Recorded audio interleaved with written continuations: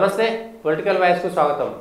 ప్రధానంగా ఒక రెండు అంశాలు దేశవ్యాప్తంగా అందరినీ దృష్టిని ఆకర్షిస్తున్నాయి. ఏంటంటే అరవింద్ కేజ్రీవాల్ ఢిల్లీ ముఖ్యమంత్రి అరెస్ట్ అయితే ప్రత్యేకంగా వేరే దేశాలకు ఎందుకు ప్రాబ్లం అవుతుంది? ఈ అంశాలపైన చర్చించేందుకు మనతో పాటు సీనియర్ జర్నలిస్టు అదేవిధంగా విశ్లేషకులు కందాడే పార్సాద్ గారు ఉన్నారు. సార్ నమస్తే. నమస్తే సార్, మనం కూలంకుషంగా చూస్తే వేరే అంశాలు అంతర్జాతీయ స్థాయిలో బిన్ లాడెన్ లాంటి వ్యవహారము, లేకపోతే అంతర్జాతీయంగా ఐసిస్ లాంటి ఉగ్రవాద అట్లాంటి దాడులు జరిగినప్పుడు మాత్రమే ప్రపంచ దేశాలు స్పందిస్తుంటాయి. లేదంటే ఉక్రెయిన్ రష్యా యుద్ధము మిగిలిన దేశాలపైన ప్రభావం చూపిస్తాయి కాబట్టి అన్ని దేశాలు స్పందిస్తాయి. కానీ కేజ్రీవాల్ భారతదేశంలో ఒక చిన్న రాష్ట్రానికి ఒక ముఖ్యమంత్రి. ఆ ముఖ్యమంత్రి అరెస్ట్ అయితే జర్మనీ, అదేవిధంగా అమెరికా, లేదంటే ఐరాసా ఇట్లాంటి సంస్థలు స్పందించడాన్ని ఏ విధంగా చూడాలి మనం? ఇది నరేంద్ర మోడీ ప్రభుత్వం వచ్చినప్పటి నుంచి జరుగుతూనే ఉంది. ఎందుకంటే ఈ లెఫ్ట్ లిబరల్ గ్రూప్ ఏదైతే ఉందో, సోవియట్ యూనియన్ని ఆధారం చేసుకుని ప్రపంచవ్యాప్తంగా ఈ కమ్యూనిస్టు భావజాలంతో తయారైన లెఫ్ట్ లిబరల్ గ్రూప్ ఏదైతే ఉందో, కమ్యూనిస్టు దేశం వైఫల్యం చెంది పతనం చెందిన తర్వాత కూడా వీళ్ళు రకరకాల పేర్లతో ఆయా దేశాల్లో కొనసాగుతూ ఉన్నారు. వీళ్ళ ప్రధాన ఉద్దేశం ఏంటంటే ఎక్కడైతే జాతీయ భావం అంకురార్పణ జరుగుతుందో ఆ జాతీయ భావానికి వ్యతిరేకంగా పనిచేయాలి. ఎందుకంటే ఎప్పుడైతే జాతీయ భావం అనేది పెరుగుతుందో ఒక దేశంలో, అక్కడ ఆ దేశం యొక్క ఇంట్రెస్ట్లు అనేవి మొదటి ప్రాధాన్యతకు వచ్చేస్తాయి. వీళ్ళ బిజినెస్లు కానీ లేదా వేరే దేశపు ఇంట్రెస్ట్లు కానీ అవన్నీ కూడా తర్వాత ప్రాధాన్యానికి వెళ్తాయి. ఇప్పుడు మనం ఉదాహరణకు తీసుకుంటే చమురు కొనుగోలు విషయంలో యుక్రెయిన్ ఈ రష్యా యుద్ధంలో మన దేశం జాతీయ భావాలతో ఉంది కాబట్టి మనకేం అవసరమో మొదటి ప్రాధాన్యంగా మనం రష్యాని ఆయిల్ తీసుకున్నాం. ఇవి వీళ్ళ బిజినెస్ ఇంట్రెస్ట్లకి పూర్తిగా పనికిరావు. ఇక్కడ కమర్షియల్ ఇంట్రెస్ట్లకు కూడా వీళ్ళకి పనికిరావు. ఎందుకంటే ఈ మన పాశ్చాత్య క్యాపిటలిస్ట్ దేశాలు ఏవైతే ఉన్నాయో, ఈ లెఫ్ట్ లిబరల్స్ కేంద్రంగా ఉన్నాయో, ముఖ్యంగా జర్మనీ కావచ్చు, బ్రిటన్ కావచ్చు, లేదా అమెరికా కావచ్చు. ఎందుకంటే వీళ్ళ క్లచెస్ నుంచి ఫ్రాన్స్ బయటకు వచ్చింది.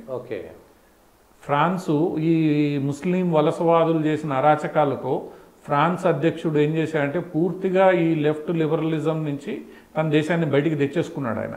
ఇక మిగిలింది అమెరికా తర్వాత బ్రిటన్ తర్వాత నీకు జర్మనీ. ఈ మూడు దేశాలే ఈరోజు ఈ యుక్రెయిన్ రష్యా యుద్ధానికి కూడా కారణం. సో ఈ మూడు దేశాలు వాళ్ళ ప్రయోజనాలకు అనుగుణంగా ఈ కమ్యూనిస్టు లిబరల్ భావజాలాన్ని పెంపొందించడంలో ముందున్నాయి. అందుకనే అరవింద్ కేజ్రీవాల్ విషయంలో కూడా ఈ మూడు దేశాలే స్పందించాయి.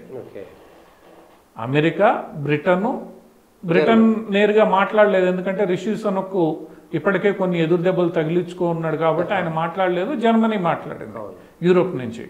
ఈ మూడు దేశాలని అడ్డం పెట్టుకుని చాలా వ్యాపారాలు నడుస్తున్నాయి. ఆ వ్యాపారాలు సామాజిక సంస్కరణల పేరుతో నడుస్తున్న వ్యాపారాలు ఎక్కువ ఉన్నాయి. ఇప్పుడు జార్జ్ సోరోస్ ఫౌండేషన్ కానీ, ఫోర్డ్ ఫౌండేషన్ కానీ ఇవన్నీ కూడా లిబరల్ సమాజాన్ని ఏర్పాటు చేయాలి అనే ఉద్దేశంతో పనిచేస్తుంటాయి. లిబరల్ సమాజం అంటే ఏంటి? ఒక దేశానికి తన సొంత అస్తిత్వం ఉండకూడదు. నువ్వు ప్రపంచంలో ఎవరినైనా అకామిడేట్ చేసుకోవాలి వాళ్ళందరినీ.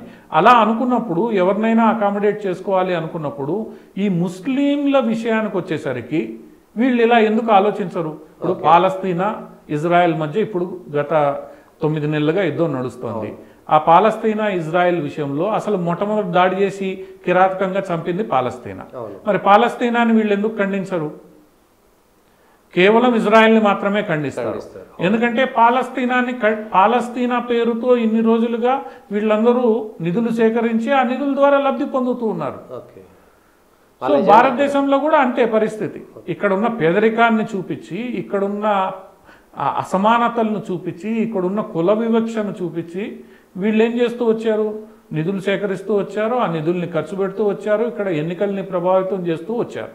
ఇన్ని రోజులు వీళ్ళు ప్రభావితం చేస్తూ వచ్చిన కాంగ్రెస్ పార్టీ నామరూపాలు లేకుండా పోయేసరికి వీళ్ళు ఏం చేశారు? అరవింద్ కేజ్రీవాల్ని ముందుకు తీసుకొచ్చి అరవింద్ కేజ్రీవాల్ని పెట్టారు. ఇప్పటికే మనకి పేరుకి ఆమ్ ఆద్మీ అయినా కూడా వెనక నడిపే సిద్ధాంతం మాత్రం లెఫ్ట్ లిబరలే. లెఫ్ట్ లిబరల్ సిద్ధాంతం, లెఫ్ట్ లిబరల్ సిద్ధాంతం కొంతమేర మనకి సామాజిక సంబంధిత విషయాల్లో చూస్తే బాగున్నప్పటికీ దాంట్లో విదేశీయుల ప్రయోజనాలు చొప్పించబడ్డం. ఇప్పుడు రాఘవ చెద్దా లండన్లో దావుద్ ఇబ్రహీం అనుచరుని కలిశాడని వార్తలు వస్తున్నాయి. ఇప్పుడు అలానే ఖలిస్తాన్తో ఒప్పందం చేసుకున్నాడని వాడు పన్ను అనేవాడు అమెరికా నుంచి మేము ఇన్ని కోట్లు ఇచ్చాము మా ఉగ్రవాదిని వదులుతానని యాప్ ప్రామిస్ చేసింది, చేయలేదని చెప్తున్నాడు. 30 కోట్లు. అంటే యాప్ ఏం చేస్తోంది, తను త్వరగా భారతదేశం మొత్తం వ్యాపించాలని, కాంగ్రెస్కి ఆల్టర్నేటివ్గా తయారు కావాలన్న ఉత్సాహంతో, అత్యుత్సాహం అనాలి, అత్యుత్సాహంతో ఏం చేసింది, ఈ లెఫ్ట్ లిబరల్ నెట్వర్క్ నంతా తన వైపు తిప్పుకునే ప్రయత్నం చేసింది. ఇది ఈరోజు కొత్త కాదు, ఎందుకంటే వీళ్ళందరూ కూడా ఇటువంటి కమ్యూనిస్టు పార్టీల యాక్టివిస్టుల వెనకాల ఈ సంస్థలన్నీ ఎప్పటి నుంచో ఉన్నాయి. సోరోస్ ఫౌండేషన్, ఫోర్డ్ ఫౌండేషన్, ఇంకా చాలా ఉన్నాయి. ఇవన్నీ కూడా పనిచేస్తున్నాయి. నరేంద్ర మోడీ వచ్చిన తర్వాత వీటన్నిటి మూలాల మీద గట్టిగా దెబ్బ కొట్టడం జరిగింది. దాంతో వీళ్ళు కాంగ్రెస్ ఏమీ చేయలేదన్న ఉద్దేశంతో అరవింద్ కేజ్రీవాల్ని ముందు పెట్టి, అరవింద్ కేజ్రీవాల్ ద్వారా రైతు ఉద్యమం కావచ్చు, పంజాబ్లో ఖలిస్తానీ ఉద్యమం కావచ్చు, షాహీన్బాగ్ అదే సిఏఏ వ్యతిరేక ఉద్యమం కావచ్చు, ఇవన్నీ కూడా ఈ ఫౌండేషన్లు వెనకాల ఉన్నాయని, వాటన్నిటికీ ముందున్నది కేజ్రీవాల్ అని మనకి ఇప్పటికే స్పష్టం అయిపోయింది. సో సహజంగానే తమకు ఒక ఆధారంగా ముందుండి నడుస్తున్న ఒక డ్రామా యాక్టరు ఈరోజు జైల్లోకి వెళ్ళేసరికి ఈ సంస్థలు నిజంగానే స్పందిస్తాయి. ఆ సంస్థల ద్వారా లబ్ధి పొందుతున్న దేశాలు స్పందిస్తాయి. ఇప్పుడు అమెరికాలో జో బైడెన్ అధికారంలో వచ్చినప్పటి నుంచి జో బైడెన్ భారతదేశానికి వ్యతిరేకని మనకు తెలుసు. ఆయన ఎన్నో సందర్భాల్లో పాకిస్తాన్కి వెళ్ళాడు. ఆయన వెనకాల ఉన్నది సోరోస్, ఫోర్డ్ ఫౌండేషన్ లాంటి సంస్థలని తెలుసు మనందరికీ. అందువల్ల ఆ సంస్థలతో అత్యంత సన్నిహిత సంబంధాలు ఉన్న అమెరికా ప్రభుత్వం ఖచ్చితంగా మాట్లాడుతుంది, జర్మనీ ప్రభుత్వం మాట్లాడుతుంది. కాకపోతే భారతదేశం దీని మీద గట్టిగా ఎలా స్పందిస్తుంది, ఎందుకంటే పలు సందర్భాల్లో వీళ్ళు రకరకాల ప్రయత్నాలు చేశారు. ముస్లిం దేశాలని రెచ్చగొట్టే ప్రయత్నం చేశారు, మోడీకి వ్యతిరేకంగా కమ్యూనిస్ట్ దేశాలు రకరకాల ప్రయత్నాలు చేశారు. అంతర్జాతీయ మీడియాని ప్రభావితం చేసే ప్రయత్నం చేశారు. న్యూయార్క్ టైమ్స్, ఉదయం లేస్తే న్యూయార్క్ టైమ్స్, వాషింగ్టన్ టుడే, ఇవన్నీ కూడా మోడీకి వ్యతిరేకంగా మాట్లాడడం, చిన్న తప్పు జరిగినా అదేదో పెద్ద భూతద్దంలో చూపించడం. కొంతమంది ఇక్కడ మన భారత మూలాలు కలిగిన జర్నలిస్టులుకి ఫండింగ్ చేశారు. అవన్నీ కూడా బయటకు వచ్చేసాయి ఇప్పుడు. ముఖ్యంగా గుజరాత్ అల్లర్లలో వీళ్ళు చేసిన ఫండింగ్, అది తీస్తా సెటల్వాద్ కావచ్చు, ఇంకోళ్ళు కావచ్చు. సో ఈ ఫౌండేషన్ల పేరుతో ఈ లెఫ్ట్ లిబరల్స్ ఈ ఫౌండేషన్ల ముసుగులో చేస్తున్న ఇవన్నీ కూడా ఈరోజు బయట ప్రపంచానికి తెలుసు. ఈరోజు అరవింద్ కేజ్రీవాల్ వెనకాల వాళ్ళు వచ్చారంటే ప్రపంచం మొత్తం అర్థం చేసుకుంటుంది. ఇక్కడ ఇంకొక ముఖ్యమైన అంశం గమనించాల్సింది ఏంటంటే, 500 మంది అడ్వకేట్స్, హరీష్ సాల్వే లాంటి పెద్దవాళ్ళు సుప్రీంకోర్టుకి ఒక లేఖ రాశారు గత వారం. అవును, అంతర్జాతీయ శక్తులు ఏవైతే ఉన్నాయో, ఈ దేశంలో ఉండే పలు మానవ హక్కుల సంఘాల పేరుతో ఉండే లిబరల్లు, ఇవన్నీ కూడా జ్యుడిషియరీని ఇన్ఫ్లుయెన్స్ చేసే ప్రయత్నం చేస్తున్నాయి. ఆ విషయంలో జ్యుడిషియరీని కాపాడాల్సిన బాధ్యత ప్రస్తుత సిజేఐ ముందు ఉంది అని చెప్పి లేఖ రాశారు వాళ్ళు. దాన్ని నరేంద్ర మోడీ సమర్థించాడు ఆ లేఖని. ఎందుకంటే ఈ జర్మనీ, రష్యా, అమెరికా, ఈ దేశాల నుంచి విపరీతమైన ఫండ్స్ పొందుతున్న పలువురు సోకాల్డ్ మానవ హక్కుల సంఘాలు, పలువురు సోకాల్డ్ రాజకీయ సామాజిక ఉద్యమకారులు, వీళ్ళందరూ ఈరోజు అరవింద్ కేజ్రీవాల్ని బతికించుకోవాలని చూస్తున్నారు. ఆధారం ఆయన ఇప్పుడు కాంగ్రెస్ లేదు. అందువల్ల వీళ్ళు ఆఖరికి ఏ స్థాయికి వెళ్ళారు, మొన్న ఢిల్లీ హైకోర్టు ఆప్ లీగల్ సెల్ని తిట్టేదాకా వెళ్ళింది. కోర్టుల్లో మేము నిరసన తెలుపుతామన్నారు. దానికి ఢిల్లీ హైకోర్టు తీవ్రంగా స్పందించింది. అంటే వీళ్ళు ఈరోజు కేసు చాలా బలంగా ఉంది కాబట్టి, మనం నేరుగా జ్యుడిషియరీని ఇన్ఫ్లుయెన్స్ చేయాలి కాబట్టి, దానికి ఏమేం చేయాలనో అన్నీ చేయాలన్న ఒక పథకం ప్రకారం ఈ దేశాల మద్దతు, ఇప్పుడు ఒక దేశం తర్వాత ఒక దేశం, ఇప్పుడు అమెరికాని మనం గట్టిగా మాట్లాడాం, తగ్గారు. జర్మనీతో గట్టిగా మాట్లాడడం, తగ్గారు. ఇప్పుడు ఏం చేశారు? ఐక్యరాజ్య సమితిని ముందుకు తెచ్చారు. ఐక్యరాజ్య సమితి ఏం చేస్తుంది? భారతదేశం అంతర్గత వ్యవహారంలో నువ్వు జోక్యం చేసుకోకూడదు. ఐక్యరాజ్య సమితి నిబంధనలో మొట్టమొదటి గట్టి నిబంధన ఏంటంటే ఏ దేశ సార్వభౌమత్వాన్ని మేము ప్రశ్నించము, ఎవరు ప్రశ్నించకూడదు. అది చిన్నదైనా పెద్దదైనా సార్వభౌమ దేశంలో దాని అంతర్గత వ్యవహారం ఒక కోర్టు పరిధిలో నడుస్తోంది.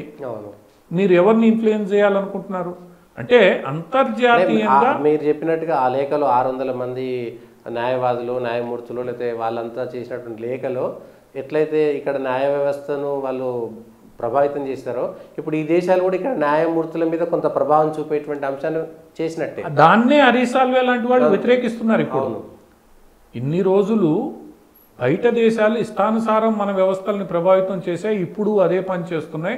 ఆ విషయంలో మీరు జాగ్రత్తగా ఉండండి అని రాయడం వీళ్ళందరూ. ఎందుకంటే గతంలో ఇట్లాంటివి చాలా జరిగాయి కోర్టులు నిర్ణయాలు తీసుకునేటప్పుడు. అందువల్ల ఏంటంటే ఇదంతా ఒక అంతర్జాతీయ కుట్ర. ఆ కుట్రలో అమెరికా ఇప్పుడు అమెరికాలో ఉన్న ఏదైతే ప్రధానమైన పార్టీ ఉందో డెమోక్రాట్స్, వాళ్ళు ఈ లెఫ్ట్ లిబరల్స్ ఆధారంగానే వాళ్ళ పార్టీ నడుస్తోంది. సో వాళ్ళు స్పందించడం పెద్ద కొత్త విషయం ఏం కాదు. వాళ్ళకి నరేంద్ర మోడీ అంటే మొదటి నుంచి పడదు. అందులో ఇప్పుడు అమెరికా అధ్యక్ష ఎన్నికలు దగ్గరకు వస్తున్నాయి. ఇంకోవైపు జాతీయవాదిగా పేరుగాంచిన ట్రంప్ ఈరోజు గట్టి పోటీ ఇవ్వబోతున్నారు. అందువల్ల వీళ్ళు లెఫ్ట్ లిబరల్స్ని అప్పీస్ చేయాలి. ఇంకా జర్మనీ ఈ విషయంలో కొంత పాత జర్మనీ ఛాన్సలర్ కారణంగా ఆమె ఇప్పటికే ఈ ముస్లిం దేశాల నుంచి పలువురిని ఇమిగ్రెంట్స్గా తీసుకొని వాళ్ళ దెబ్బకి తట్టుకోలేక ఆఖరికి ఆమె రిజైన్ చేసి వేరే వాళ్ళకి అప్పచెప్పి ఆ బురద దూడ్చుకునే ప్రయత్నంలో జర్మనీ ఉంది. సో జర్మనీ కొంతమేర ఆమె ఇన్ఫ్లుయెన్స్తో స్పందించింది, ఇప్పుడు గమ్మునుంది. ఇంకా ఐక్యరాజ్య సమితి ఏం స్పందిస్తుంది? ఐక్యరాజ్య సమితి చట్ట ప్రకారం దేశంలో జరిగే ప్రాసెస్. చట్టంలో నువ్వు సుప్రీంకోర్టుకు పోయినా నీకు తీర్పు రిలీఫ్ అరవింద్ కేజ్రీవాల్కి దొరకలేదు, హైకోర్టులో దొరకలేదు, కింద కోర్టు ఇవ్వలేదు. సో నువ్వు న్యాయబద్ధంగా పనిచేయాల్సిందే. సో ఈ రేపు దీనికి సంబంధించిన సాక్ష్యాధారాలు బయటకు వస్తే మాత్రం ఆ రోజు ఎవరైతే వీళ్ళందరూ మాట్లాడుతున్నారో వాళ్ళందరూ నోళ్ళు మూతపడతాయి. ఈరోజు వీళ్ళు ఏ రామ్లీలా మైదానంలో అరవింద్ కేజ్రీవాల్ అన్నా హజారే నేతృత్వంలో అవినీతికి వ్యతిరేకంగా పోరాడతానని ప్రకటించాడు, అదే రామ్లీలా మైదానంలో అదే అవినీతి ఆరోపణలతో అరెస్ట్ అయిన కేజ్రీవాల్ని కాపాడాలని ఈరోజు సభ పెట్టారు. అంటే ఇదంతా కూడా మన కళ్ళ ముందు గత 10 ఏళ్లుగా జరిగిన అంశం, 10 ఏళ్లలో జరిగిన అంశం. 2003, 2002లో అన్నా హజారే ఉద్యమం, 2012లో పుష్కర కాలంలో మొత్తం కరెక్ట్గా ఒక 10 సంవత్సరాల కాలంలో వీళ్ళు ఏదైతే సిద్ధాంతాలని ప్రపంచానికి చెప్పాలనుకున్నారో అదే సిద్ధాంతంలో కూరుకుపోయారు వీళ్ళు.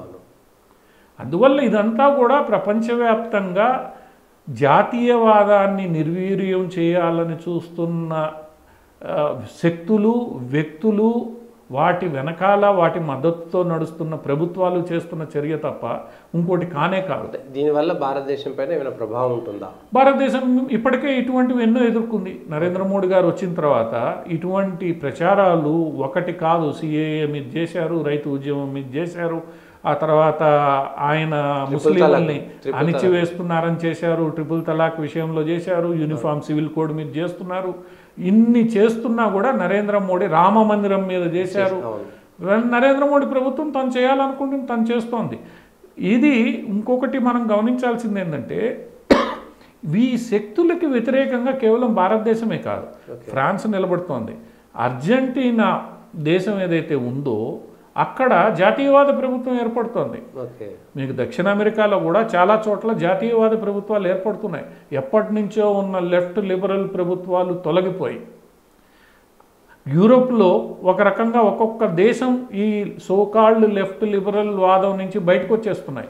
ఎందుకంటే ఆ వాదం మనకి పూర్తిగా మనల్ని ఇబ్బంది పెడుతుంది. అందులో ముందు ఫ్రాన్స్ ఉంది, తర్వాత ఇటలీ ఉంది. ఇటలీ ఆఖరికి చైనాతో సంబంధాలు తెంచుకునే స్థాయికి పోయింది. అందువల్ల ఇవన్నీ గమనిస్తుంటే ఎక్కువ కాలం ప్రజలు వీళ్ళు చెప్పే మాటలు నమ్మరు. మీరేం చేస్తున్నారు? ఈ మాటలు చెప్తూ ఒక వర్గాన్ని మీ చేతుల్లోకి తీసుకుని ఆ వర్గం ద్వారా ఆ దేశాన్ని ప్రభావితం చేసే ప్రయత్నం చేస్తున్నారు. అది ఎన్ని రోజులు నమ్ముతారు? మెజారిటీ ప్రజలకి వ్యతిరేకంగా మీరు చేస్తున్నది మెజారిటీ ప్రజలు ఒకరోజు కాకపోతే 2 రోజులు 3 రోజులు గ్రహిస్తారు ఆ విషయాన్ని.